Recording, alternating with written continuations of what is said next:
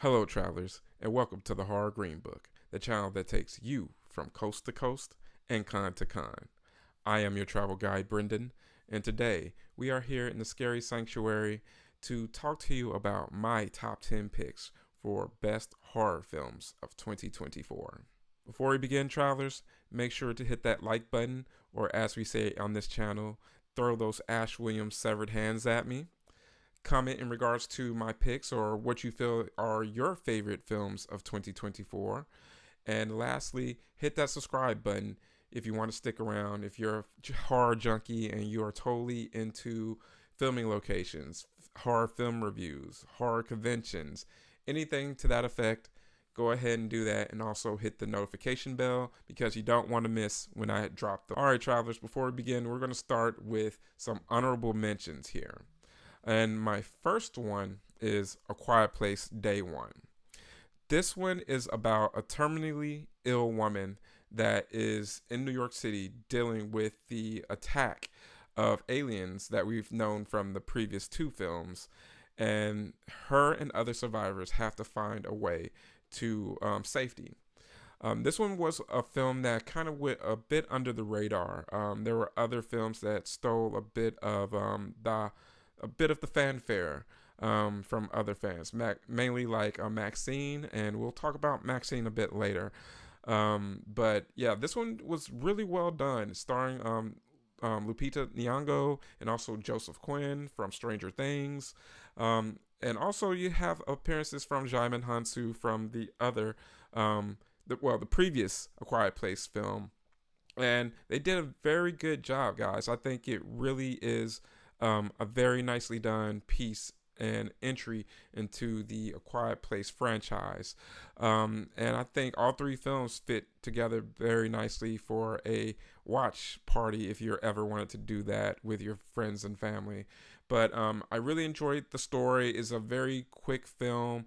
It gets straight to the point, but it's also filled with a lot of emotion. And you do care a lot about the characters, especially Joseph Quinn and Lupita's characters of Samara and Eric.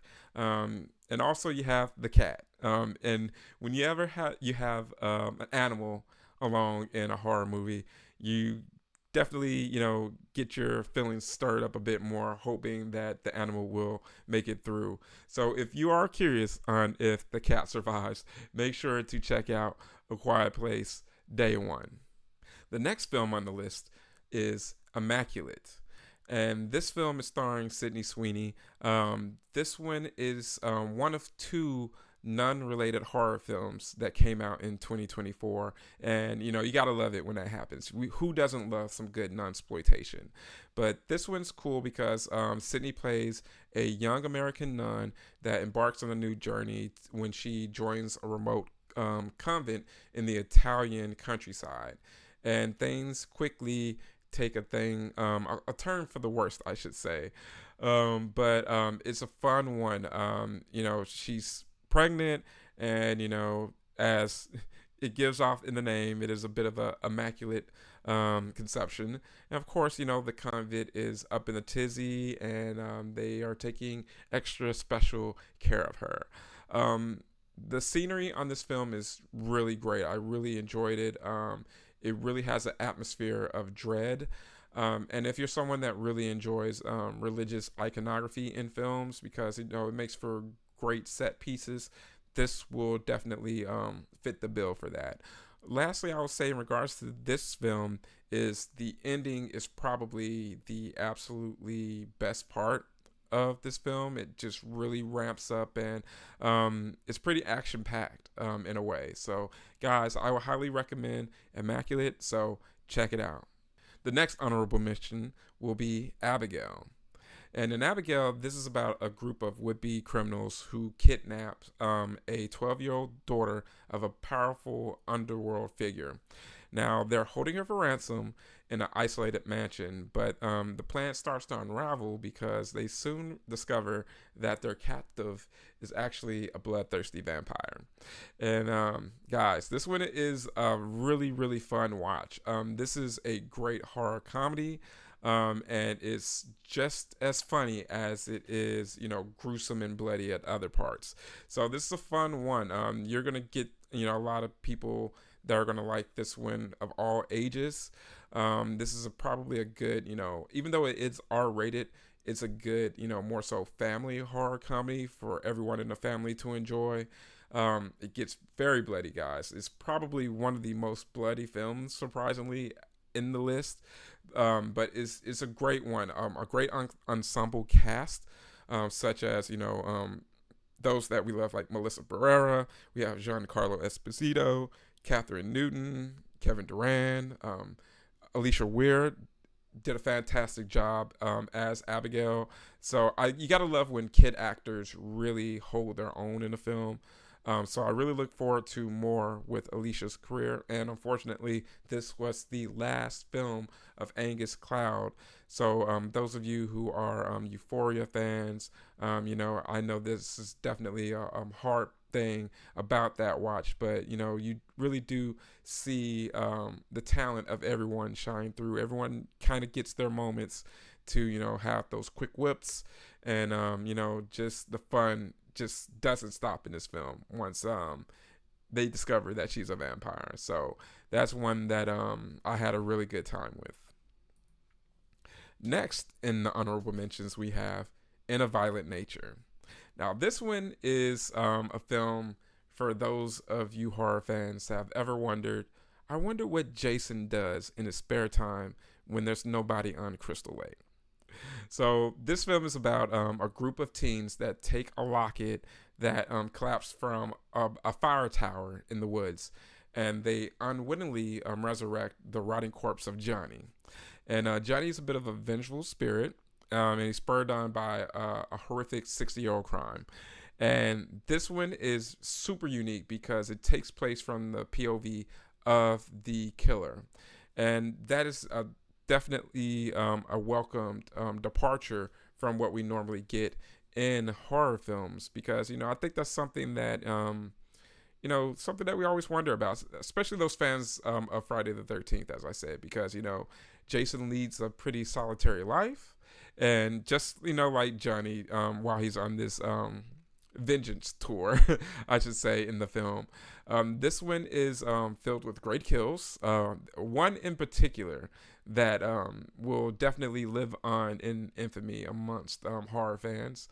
It can be a bit boring in some points, I would say, for those of you that really require a bit more action in films.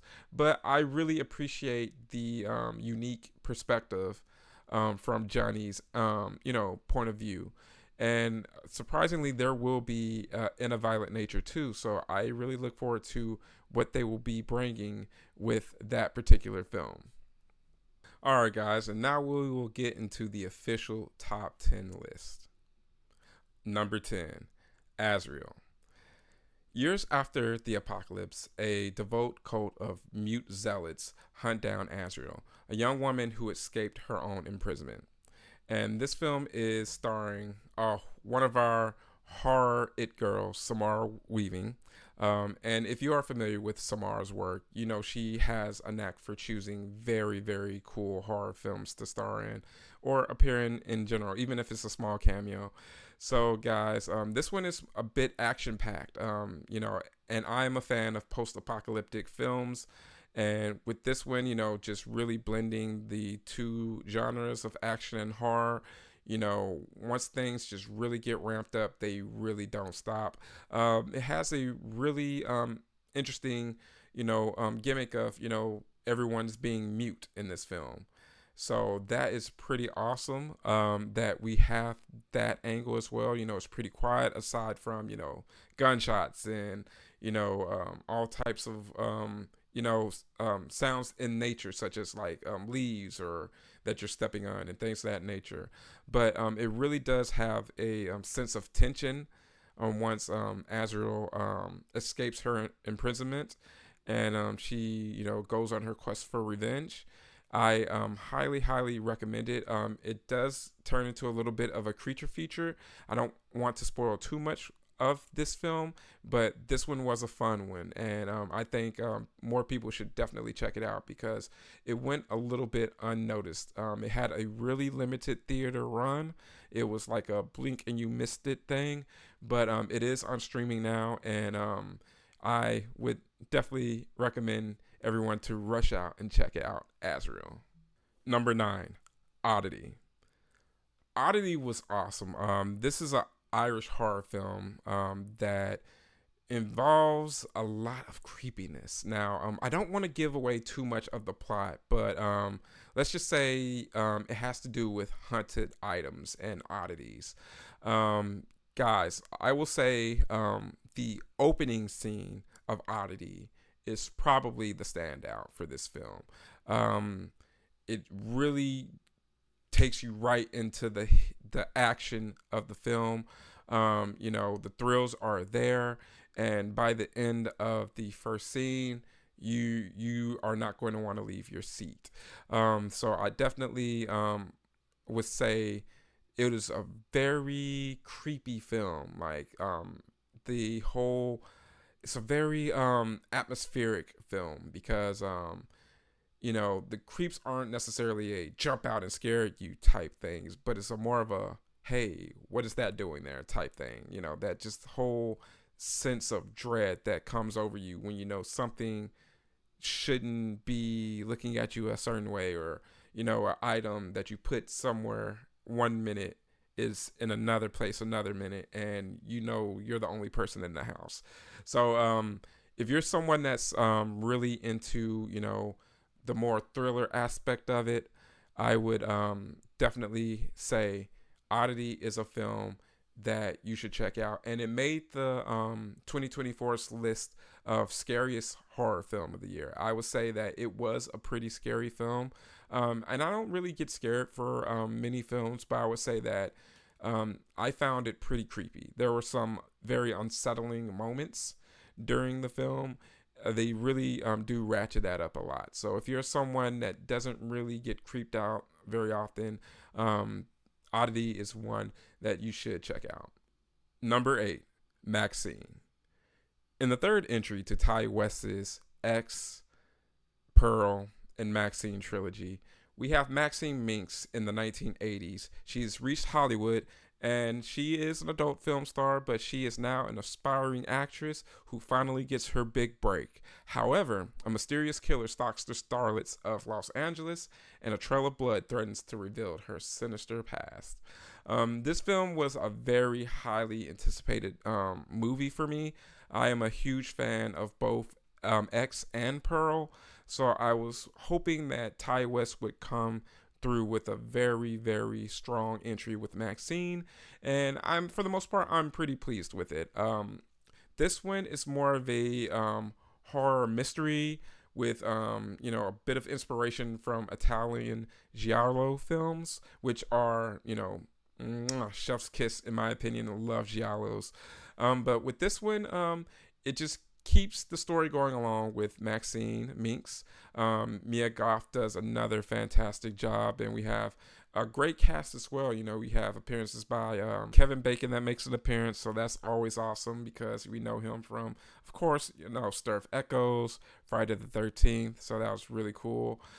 Guys, this film is very cool, though I would say that it is probably third in the trilogy for me. I am still pretty, pleased with the film. As someone that is a major fan of Pearl and X, as I said earlier, I kind of figured out who the killer would possibly be and the angle where it would possibly go in pretty early. It kind of telegraphs that.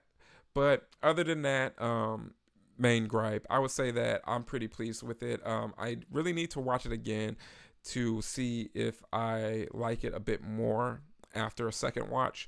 But from one viewing, I can say that it did just enough to make it onto the number 8 spot for this year. Number 7, Cuckoo. 17-year-old Gretchen reluctantly leaves America to live with her father at a resort in the German Alps. Plagued by strange noises and bloody visions, she soon discovers a shocking secret that concerns her own family. Cuckoo was probably my biggest surprise of the year. This is brought to you by Neon, which is a company that is really, really coming up. There will be another Neon film that will make it on the list. I'm pretty sure that you will be able to guess what that film will be if you're familiar with the horror genre and what came out in 2024. But Cuckoo was very cool. This is another horror mystery. This one is probably the creepiest film of 2024. Very unsettling. The trailer really hooked me. They didn't really give too much away in the trailer, but they gave the right amount of like intrigue to where you're just like, wow, that's very unsettling, and I need to see what's going on in that film. Let's see. Hunter Schafer, who plays Gretchen, did a fantastic job. I would absolutely love to see more of what she has coming out in her career. She really carries this film, who really depends on her to give a lot of emotion. And this is a surprisingly emotional film. It's very, very, heartfelt in a lot of parts of the film, especially towards the ending. It definitely tugs at the heartstrings as well. I can imagine a few people possibly getting a little teary-eyed, but it is definitely a creepy, fantastic film that I would wish more people would include on their list for sure. So, guys, definitely check out Cuckoo. You can find it streaming right now, currently on like Hulu. So, definitely be on the lookout for that. Number 6, Terrifier 3. Wow, I mean, where do you start with this one? This is the third entry into the Terrifier franchise, so it's continuing Art the Clown storyline. So basically, after surviving Art's Halloween massacre, Sienna and her brother struggle to rebuild their shattered lives. As the holiday season approaches, they try to embrace the Christmas spirit and leave the horrors of the past behind. However, just when they think they're safe, Art returns, determined to turn their holiday cheer into a new nightmare. Oh man, Damien and David Howard Thornton and Lauren Rivera and Elliot, they really continue to step things up in this film. This entry, though, it kind of feels like The Empire Strikes Back, meaning that this is going to be something that's watched in anticipation for Terrifier 4. This is a continuing storyline, so this isn't capping anything off. But it also reminds me of The Empire Strikes Back because, if there's going to be a Terrifier 4, then there has to be some sort of cliffhanger in this film, and there's definitely a good cliffhanger here. It continues on the Terrifier franchise's streak of awesome kills, very creative ones.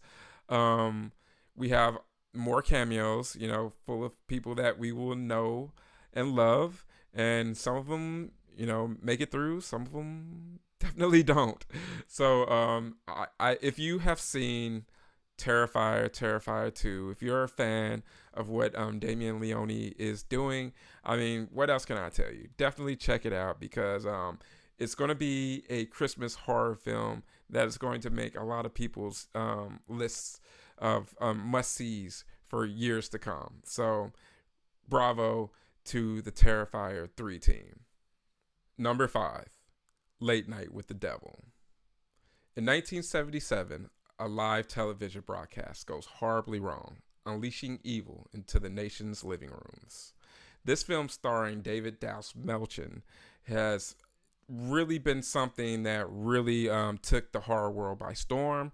Very, very creative and intriguing way of embarking on a found footage film. If you're someone who is of a certain age like me, you'll remember Johnny Carson and Johnny Carson's stronghold on the late night talk show scene and how important that was at that time period. So to see this film, which is, takes you back to a certain time period, is a great period piece as well because, it really nails that feel of the atmosphere of those late night talk shows at that time. A little bit of the cheesiness and everything that went on during America's households at night, and the fun zaniness. But it really ramps up, and it's a very creative way of doing things. We get a little bit of great special effects.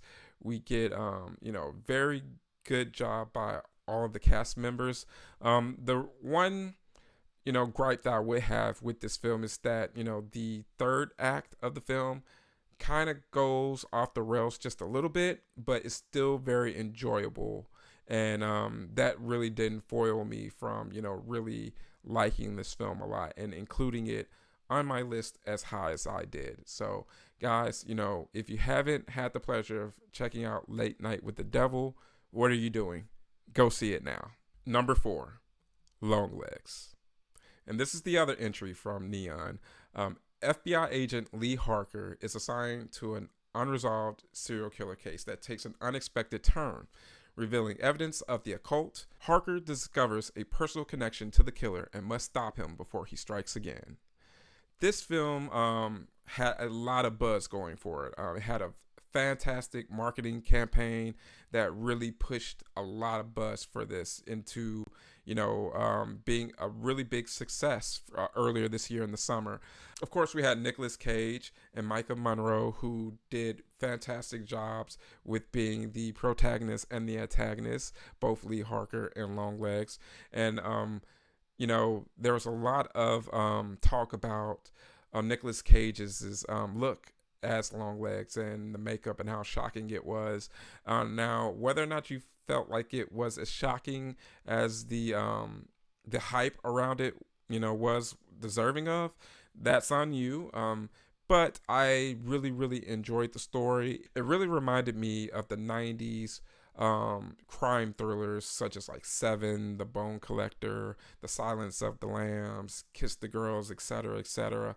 And with it being set in the 90s as well, it really kind of really nails that feel. Osgood Perkins, who is the son of Anthony Perkins, he really has proven that he has an eye for things, and I'm really looking forward to seeing what he has coming out next year in 2025. So hopefully he will be on the list with his upcoming Stephen King adaptation. But also we had, people such as like Blair Underwood and Alicia Witt that made appearances in this film, and they really hold it down. So if you're someone who is a fan of any of the films that I mentioned earlier, I could not recommend Longlegs any more highly. Number 3, Heretic. 2 young missionaries become ensnared in a deadly game of cat and mouse when they knock on the door of the diabolical Mr. Reed. Trapped in his home, they must turn to their faith if they want to make it out alive. This film, the trailer is what sold me on this one. And speaking of trailers this year, they've done a really good job of not revealing too much of what's going on in the films, which has been a major complaint of horror fans for at least a good 15-20 years now. So I'm glad that whoever's cutting and editing these trailers are starting to listen. But as mentioned, we have Hugh Grant, who plays the Mr. Reed, who does a fantastic job of being both friendly and also a bit sinister. And that's a very fine line. It's hard to do that as an actor, and he really, really, does a great job with that. We also have Chloe East and Sophie Thatcher, who really, really did a great job with this film and carrying it. There's a bit of a twist that comes towards the end, and whether or not the twist works for you, as I said, it depends on the viewer. But I really like it because as a very analytical film, it really makes you think. It really proposes a lot of thoughts that will stay with viewers after they watch the film. And those are the types of films that I really, really enjoy. Films that, stick with you after watching. Films that really live rent-free in your head and, demand rewatches. and not necessarily rewatches because you just didn't understand it, but rewatches because you know that you're going to catch something new that you didn't catch on previous watches. And those tend to be some of my favorite films. I love the fact of how they really handled a lot of the philosophy in this film. So if you are someone that's a little bit more of a analytical thinker as a horror movie fan, I would definitely say that this film really is catered to those types of viewers. But if you're not, I'd say that still check it out as well. You may actually still enjoy it because Hugh Grant does a masterful job in his role. Number two, The Substance. Elizabeth Sparkle, renowned for her aerobic show, faces a devastating blow on her 50th birthday as her boss fires her. Amid her distress, a laboratory offers her a substance which promises to transform her into an enhanced version of herself. Wow, guys, The Substance. If you are a fan of David Cronenberg style body horror, what are you doing? Watch this right this second. Demi Moore, who started her career off, doing modeling and things of that nature. She also revealed not too long ago, and she confirmed the rumor that she was the cover girl on I Spit on Your Grave. And to know that, that film was an exploitation film, people could say that she was exploited on that cover. And for her to, all these years later, become such an established actor who has done so much in her career to where she is, very well tenured, but for, Hollywood would be considered old. What The Substance deals with is, an aging actress and how, once women reach a certain age, they are almost considered disposable. And Demi Moore does a fantastic job in her role. She brings a lot of emotion. She's very vulnerable in this role. She's been getting a lot of fanfare, and she's been getting nominated for things, and she may end up getting nominated for an Academy Award and could possibly win. So all the luck to her. We have Margaret Qualley as well, who does a fantastic job as the younger version of Elizabeth Sparkle. And they do a great job because I think they obviously are playing the same person, but younger and older versions of the same person, and it's believable that it is the same person. So that is a highlight of the film. But the major highlight, of course, is the body horror. Guys, I would not recommend eating during this film unless you have the strongest of stomachs. I'm well used to body horror, so not too much gets to me, but there were a few cases where I'm just like, oh, that's not something I would like to see in real life. We also have people like Dennis Quaid, who does a great job. He comes off very, very sleazy, and I mean that as a compliment. He does a wonderful job of playing one of those, bosses that's just like, okay, one of those types that we all have assumed that is, running rampant in Hollywood for sure. But the messages in this film, are going to be something that, earns it a lot of fanfare, into the horror zeitgeist. And I'm really, really satisfied with this film. I can't wait to watch it again. This is another film that I've only seen one time, but I'm going to definitely check it out way, way, way more times in the future. And our number one horror film of 2024, Robert Eggers' Nosferatu. Wow, guys. Could I be a victim of the moment? Could I be falling for recency bias? That could be that. But what I will say is I really, really, really loved Nosferatu. Filled with so much dread. Great ensemble cast. They really brought everything that I needed in this remake. And they really tread the line of what a remake needs. Enough homages to the previous film or films, if you're counting the 70s version, which it obviously takes a lot of inspiration from as well, just as much as the 20s version, and also from other films such as Bram Stoker's Dracula. But it also adds enough new things, new perspectives, such as a new design for Count Orlok, but also keeping in tradition of what you would expect for a Nosferatu film.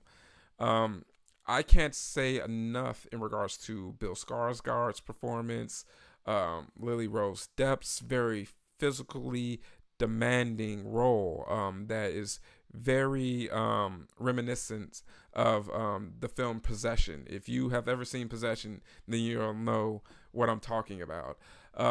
Nicholas Hoult being probably our best Hutter. We have Willem Dafoe doing his thing. I mean, I could go on and on and on about this film, but I'm not going to do that because I actually did a review and you can check it out there. Um, but guys, I mean, Nosferatu was everything that I was expecting it to be. It actually exceeded my expectations. Robert Eggers so far has, this is his best film. I have not seen The Northman yet, but out of the 3 of the 4 films of his that I have seen, this is not only the best, this is probably the most approachable of all of his films. But guys, that is definitely the reason why I would say that Nosferatu is the #1 film. It's filled with awesome shots, one in particular involving a carriage. Cinematography that other films just pale in comparison to this year. It really hit all of my, notes that I really desire out of a film, especially a remake for a iconic film. So it was just released a few days ago, so I'm pretty sure there are more than enough people that have seen it, but there's still plenty of people that haven't seen it. And those of you that haven't seen it, I would say that if you are a fan of Robert Eggers's work, go see it for sure. But if you're not a fan of his style, it may not be probably your favorite film because it does get a bit talky in some parts. But if you don't mind that, if you enjoy the whole environment you're getting wrapped up in, then it wouldn't be too much of a complaint at all.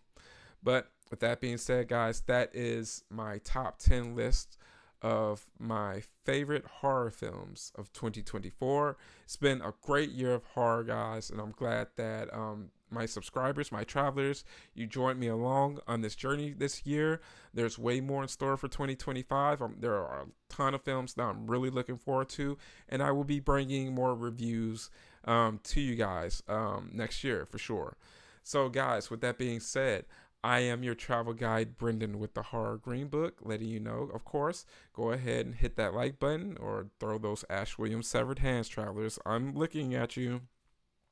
Hit that subscribe button so that you can stick around and, be abreast of all the fun stuff that we will have in store for you next year. And finally, comment in regards to what are your favorite horror films of this year. I'm sure our list, some of them will have some of the same films, and some of them will have some different films. So I want to know your opinions, guys. But again, I am Brendan with the Horror Green Book, letting you know that it is scary in those streets. So let me know that you made it home safely.